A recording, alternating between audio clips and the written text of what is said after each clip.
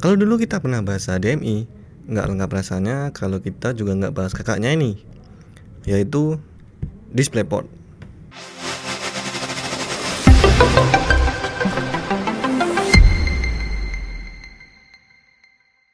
Halo teman-teman, selamat datang di Anandam Komputer. Bersama saya Ardi, dan pada video kali ini kita akan membahas tentang DisplayPort.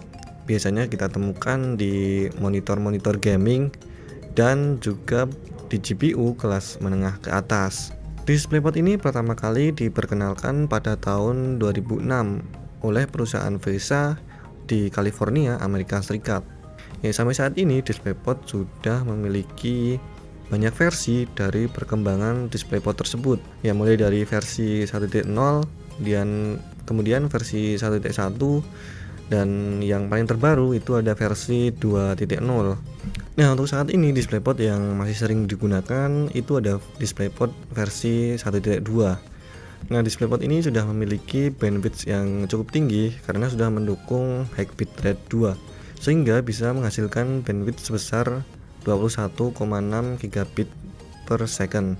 Nah, sejak versi ini DisplayPort bisa menampilkan resolusi 4K di 75 Hz dan pada resolusi Full HD bisa di 240 Hz refresh rate. Nah, selain sudah mendukung fitur adaptive sync seperti AMD FreeSync, di DisplayPort 1.2 ini juga sudah mendukung G-Sync dari Nvidia. Nah, di mana fitur Nvidia G-Sync ini pada HDMI itu masih belum mendukung. Nah, DisplayPort kemudian semakin berkembang dan pada tahun 2014 muncullah DisplayPort versi 1.3, yang dimana pada DisplayPort versi 1.3 ini memiliki perkembangan yang cukup lumayan dari versi sebelumnya DisplayPort 1.2. Nah, pada DisplayPort versi 1.3 ini dia masuk ke dalam kategori high bitrate 3, sehingga bandwidth yang dapat mendukung di DisplayPort versi ini yaitu mencapai 32,4 gigabit per second. Sehingga pada DisplayPort versi ini dia mampu menampilkan resolusi hingga 8K di 30 Hz dan pada resolusi 4K bisa di 120 Hz refresh rate.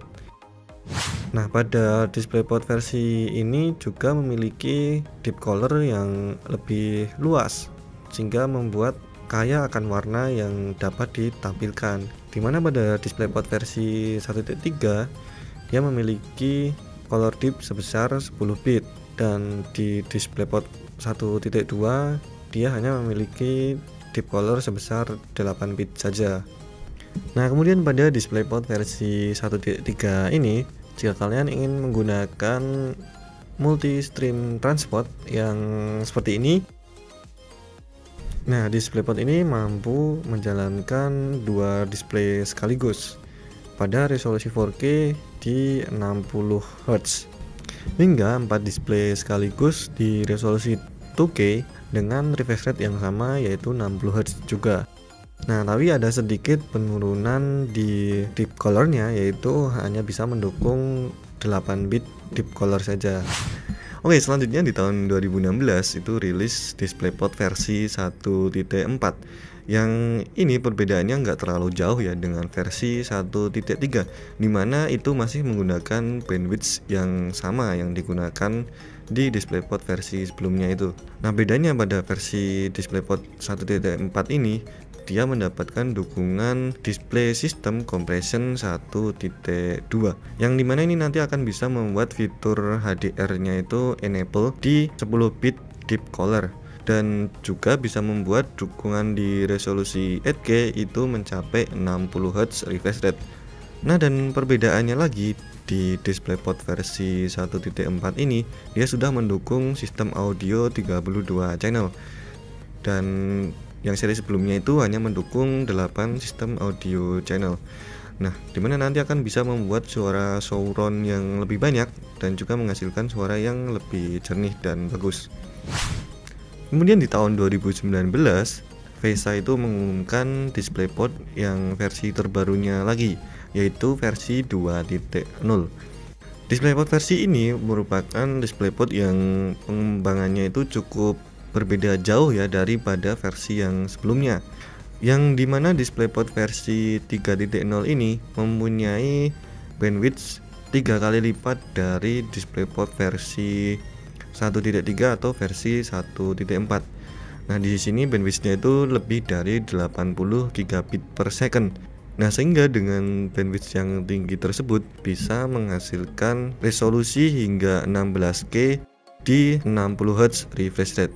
Nah, dan itu untuk tampilan konfigurasi tunggal atau satu display. Nah, untuk tampilan konfigurasi yang lain seperti dual display atau triple display, kalian bisa lihat di tabel berikut ini.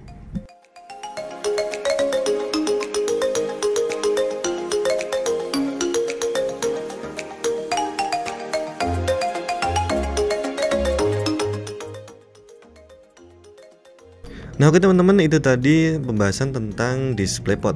Ya, semoga nanti bisa menambah wawasan bagi kalian ya.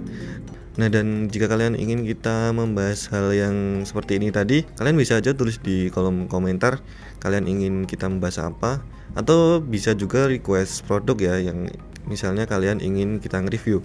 Dan terima kasih sudah menonton video kita dari awal sampai akhir. Like jika kalian suka video ini, dan jangan lupa share. Dan yang terpenting, jangan lupa untuk subscribe channel Anandam Komputer. Oke, saya Ardi, sampai jumpa di video berikutnya.